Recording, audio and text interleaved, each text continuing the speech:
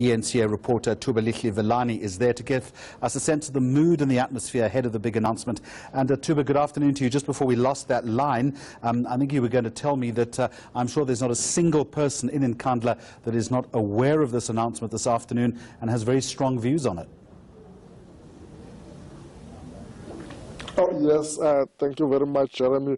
We're coming to you from Nkandla, the hometown of the former President Jacob Zuma. His house is just a few minutes away here. And then we were here yesterday and then trying to get reactions from the general public, especially from the people around this area. What they were saying is that they will not support any decision that seeks to suggest that former president must go to jail or a fact that he must be prosecuted.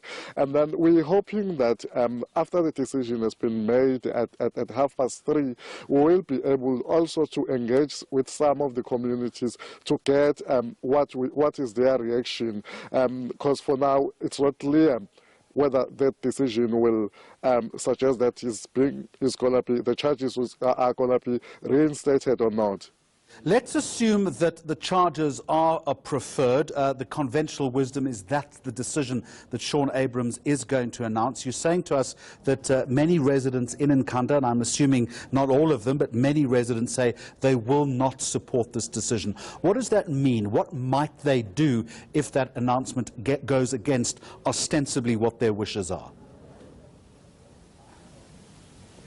Although I'm struggling to hear you, Jeremy, but I will just go to what I've managed to get from your question.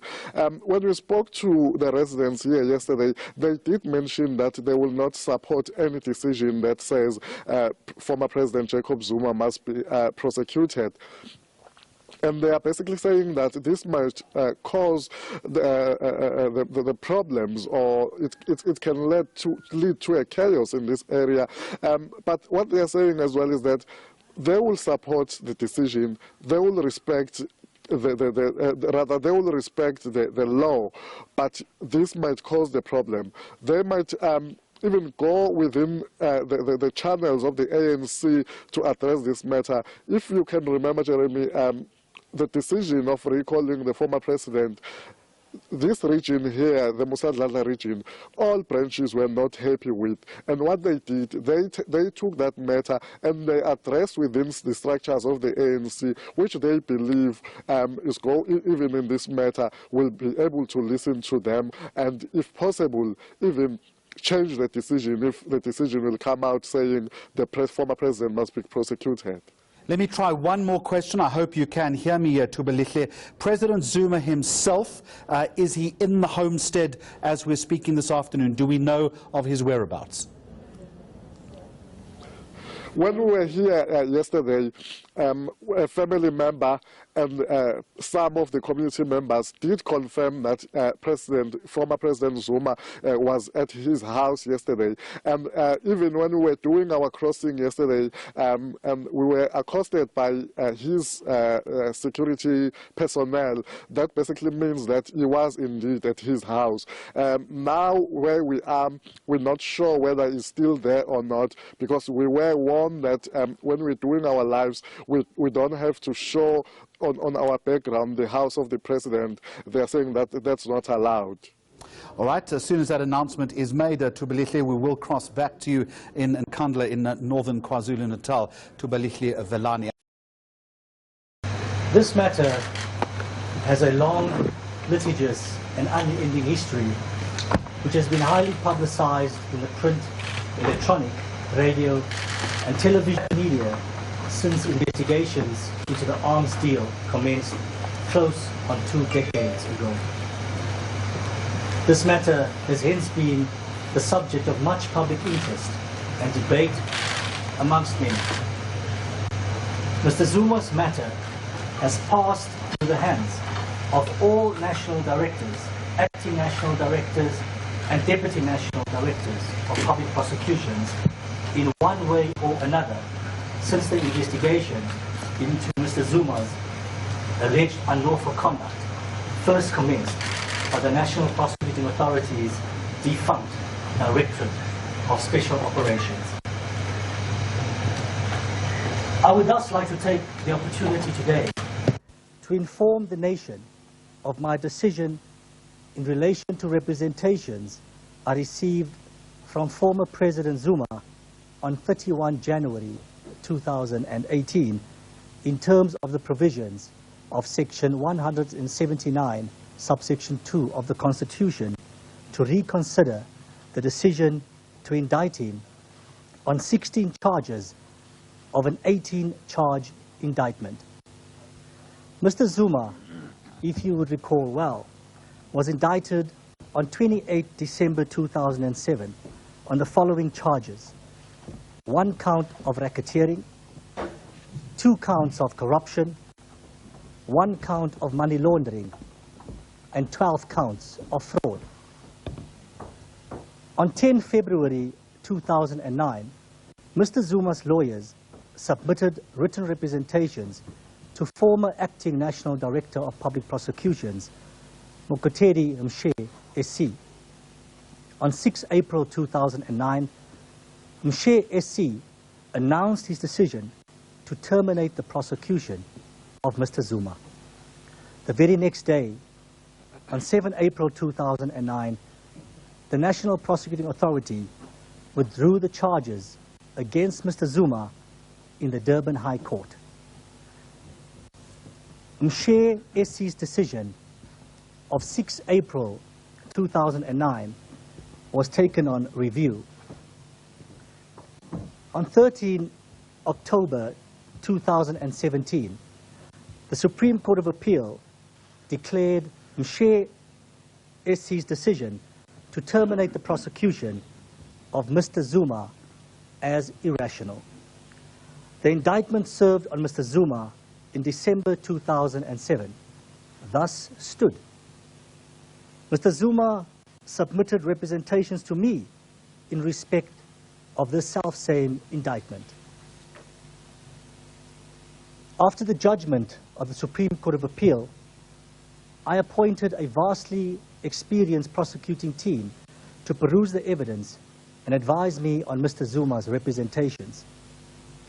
The team comprises advocates Moiponi Noko, the Director of Public Prosecutions of KwaZulu-Natal, Lungi Mshlati SC, the Director of Public Prosecutions of the Eastern Cape, Billy Downer SC, a Deputy Director of Public Prosecutions in the Western Cape, Raymond Matenjwa, a Deputy Director of Public Prosecutions in the Office of the Priority Crimes Litigation Unit, and Alnisha Kutsia, a Deputy Director of Public Prosecutions and Regional Head of the Specialized Commercial Crime Unit in the Free State.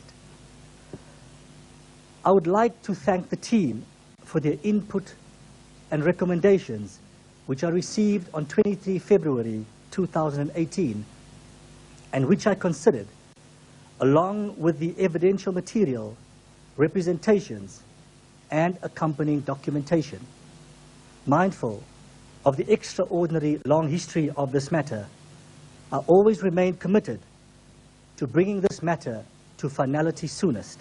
In fact, my spokesperson had on numerous occasions publicly recorded that I would like to announce my decision before the end of February 2018.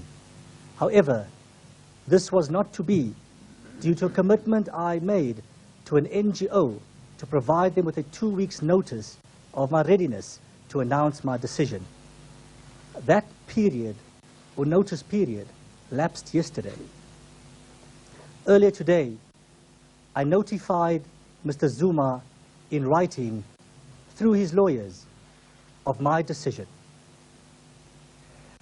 Mr. Zuma's representations, broadly speaking, largely relate to allegations of a prosecution characterized by prosecutorial manipulation, impropriety, fair trial abuses, prosecutorial misconduct, deliberate leaking of information to the media, and irrational decisions made by various national directors and/or acting national directors of public prosecutions, along with inexplicable delays for approximately 15 years in bringing his matter to trial.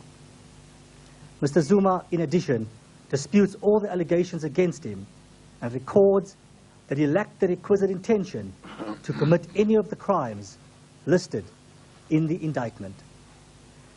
These allegations, Mr. Zuma firmly places at the door of the National Prosecuting Authority some former National Directors of Public Prosecutions, acting National Directors, some in the leadership of the NPA, and some prosecutors and investigators. In this regard, justice must not only be done, but must also be seen to be done. I am mindful that everyone is equal before the law and enjoy the rights to equal protection and benefit of the law. Similarly, the National Prosecuting Authority, in executing its constitutional and legal mandate, will ensure that alleged perpetrators of crime will be prosecuted without fear, favor, or prejudice, irrespective of their station in life. On the facts of this matter, and in the interests of transparency, the interests of the administration of justice, and in the interests of the National Prosecuting Authority, I am of the view that a trial court would be the most appropriate forum for these issues to be ventilated and to be decided upon. After consideration of the matter, I am of the view that there are reasonable prospects of a successful prosecution of Mr. Zuma on the charges listed in the indictment, served on Mr. Zuma prior to the termination of the matter by Mshe SC. As a result, Mr. Zuma's representations are unsuccessful. The Director of Public Prosecutions, KwaZulu-Natal, will facilitate the necessary processes for Mr. Zuma and his co-accused to appear in court. Lastly, an application for the permanent stay of the prosecution of Mr. Zuma has recently been filed in the Cape High Court by an NGO. I, along with the National Prosecuting Authority, have been cited as respondents in this matter. I have instructed the State Attorney to brief Senior Counsel to oppose this application. Members of the media, ladies and gentlemen, this then concludes today's announcement. Thank you for coming.